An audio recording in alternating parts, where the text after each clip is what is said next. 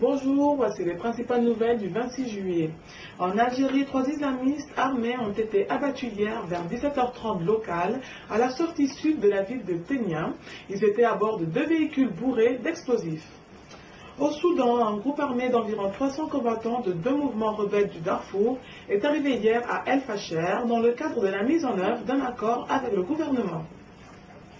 En Guinée, le ministère de la Justice sur les médias d'État a déclaré hier soir qu'au total, 38 personnes ont été arrêtées pour l'attaque de soldats ayant visé le 19 juillet le domicile privé du président Alpha Condé à Conakry. Au Maroc, avec l'ouverture lundi de l'axe autoroutier Fès-Oudja, le Maroc a achevé le premier schéma directeur des autoroutes qui prévoit la réalisation d'environ 1500 km avec un investissement global de 38 milliards de dirhams.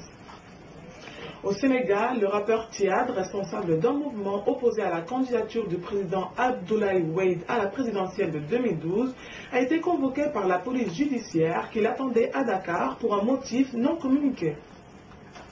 Au Nigeria, la commission mixte Cameroun-Nigeria, qui s'est réunie ce week-end pendant 2 jours à Abuja afin de régler un différend frontalier entre les deux pays, a réitéré son engagement à achever la délimitation cartographique de leurs frontières communes pour la fin de l'année 2012. Au Ghana, l'exploitation minière illégale doit être tenue responsable des récentes inondations qui ont tué 5 personnes dans une province située dans l'est du pays. En RDC, la Commission nationale électorale indépendante a souhaité continuer le dialogue avec les partis politiques afin d'établir une confiance mutuelle dans le processus électoral.